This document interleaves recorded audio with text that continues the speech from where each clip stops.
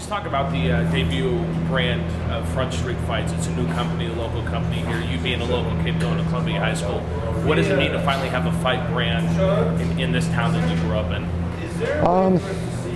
I don't know. It's good. I've worked with Todd before, and he does a really good job promoting events and getting things organized. So, I mean, he did a great job with Rage and Cage. So, to see Front Street Fights finally active, and not only that, but it's a unique name. It's original, right? So it's not like you type in XFS, they got 50 different events. I mean, it's Front Street Fights. It's only in Boise.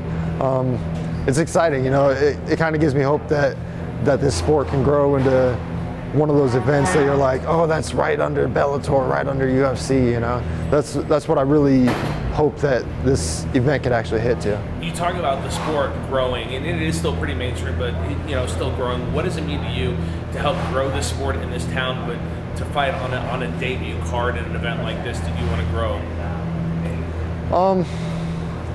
I mean, it means a lot, you know. I fought here, like I said, my debut was here and stuff like that, and I mean, it means a lot. You got, I mean, most of my fan base is out here, you know. Everyone wants to know when I'm fighting again. Everyone wants to know if I'm fighting in town again. And it's like, no, I'm fighting in Utah because they got this opportunity, or I'm fighting in California because they got this opportunity. Because I could never get anybody to come in because they would, either pay, or they'd look at Idaho and be like, oh, it's just Idaho. Who cares about Idaho, you know what I mean? I mean, I go down to Utah and they're like, oh, some Nampa kid, who cares, what's Nampa, right? So just to see an event get started that has that potential to go somewhere and actually put fighters like me on the map, and not only that, but expand my fan base from just a small part of Idaho to even a bigger section is, I don't know, it's hopeful, exciting. I don't know, I think about it every day. I've been excited since they talked to me about it. So, talk a little bit about what fighting in MMA has meant in your life, and just some of your experiences through your career so far. When I was younger, I was kind of an angrier kid, had a lot of pent-up frustration. I was bullied through high school and through my younger years before I moved here to Idaho. And my first fight, I didn't think I would ever fight again. And because I don't know, I freaked out. I just did everything I possibly could, throwing the wildest punches. Ground and pound was nasty. The most untechnical stuff I've ever seen. Like, if I watched it now, I'd probably be sick to my stomach. But just to be able to release that pent-up frustration, and I don't know, it was clearing. It was more therapeutical than any sort of counseling you could ever go to. And like I said, I thought I was going to quit the sport. Like, I was like, I'm not angry anymore. But through that experience, I've learned self-control, and it's kind of evolved me not only as an athlete. I mean, obviously I'm getting bigger, faster, stronger, but as a person, you know, I show more self-control. I don't have crazy outbursts anymore, and I don't know, I just feel like a normal person. I just like to do crazy stuff. Yeah. Talk about the upcoming card. Who's your opponent, and what do you know about your opponent? I know Jamil Jones is my opponent. I know he's a big boy. He wrestled for some school in New York.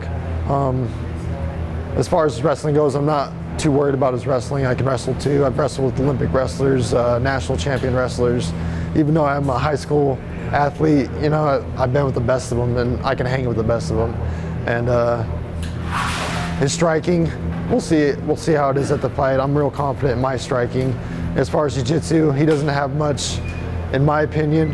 And to be honest, I don't really pride in my skill in my jiu-jitsu. But as far as we squaring up, I think it's going to be a ruffle, tuffle on the ground, hit each other whenever we can. It's going to be a ball of fury from like a cartoon.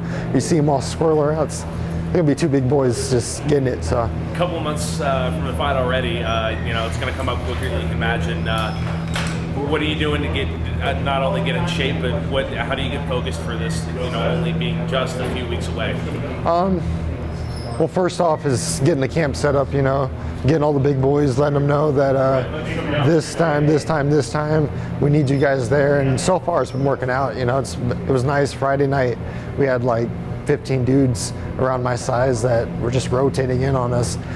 Jason is the main event, and I've looked up to him since I started. I mean, I was learning jiu-jitsu second month into my fight career, and to have him be the main event right after me is kind of mind-blowing. I was kind of hoping to have him in my corner, but just to be able to prepare for a fight with him is a rather unique experience, you know, just being a student under him for so long.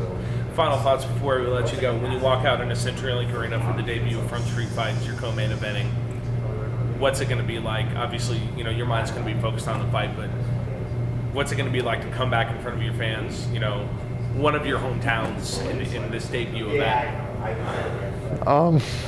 To be honest, nerves can hit you at all a little bit, you think, when you step through the curtain there? I've had a lot of experience fighting, and I handle the nerves really well. I fought on some big shows, and I'm just hoping for that euphoric, almost like I've already won feeling, and I'm just going in and taking it.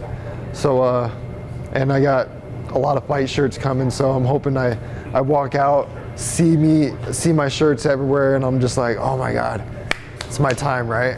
So. Well, we appreciate your time, speaking of time, and best of luck to you. We look forward to seeing you on the 16th. Thank you, sir.